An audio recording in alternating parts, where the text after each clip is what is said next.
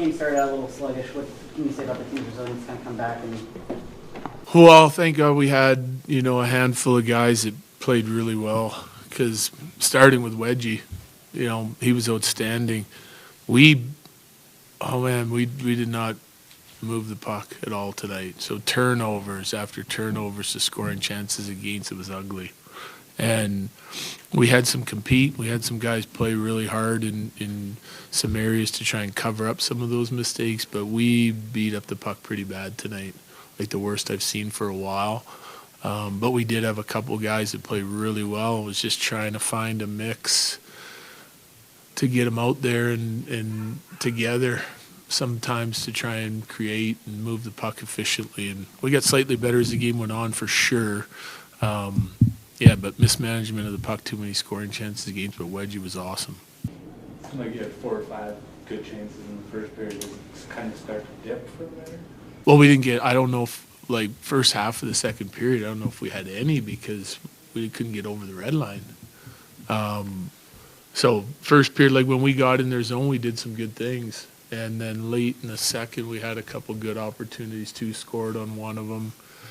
And it was drawing a power play was pretty tough tonight because we weren't moving the puck efficiently and we weren't skating with it because we couldn't find any room. We were just our first pass was terrible, and if we made that, our second pass was terrible. So, but then we get the one power play chance, and some of the guys that were going tonight made nice plays on that and put it in the back of the net. So, we'll take it, but certainly, that wasn't great.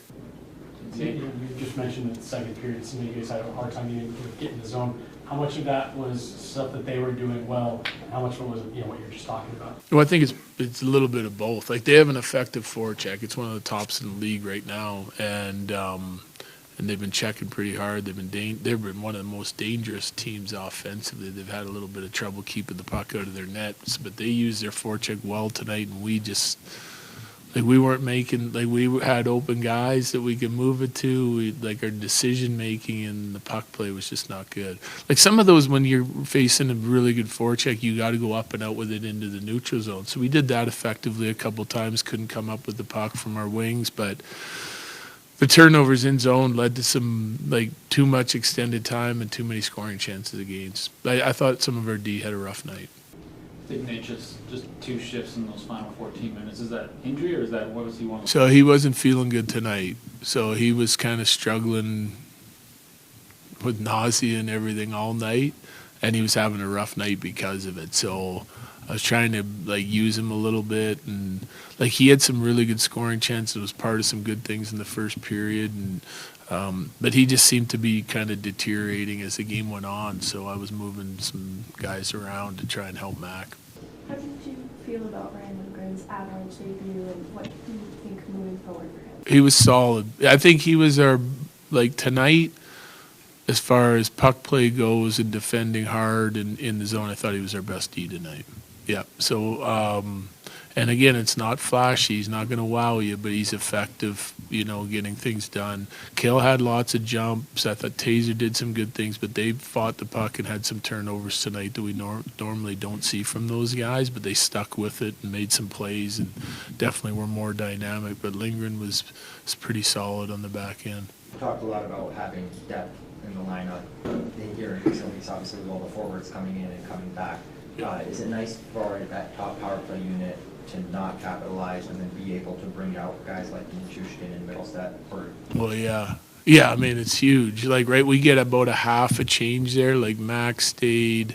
Actually, he might have been the only guy left on the ice there. But they get a good entry. And, yeah, I mean, Val's he's a horse on the power play. We've gone pretty good without him in the lineup, so we want to leave it. And, I think Val's still finding his game a little bit, but he's been on the ice now for 2 power play goals since he's been back in very minimal time, right? One he scored and then the other night. And so we'll keep bouncing those guys around and kind of going with the hot hand if we can. Yeah.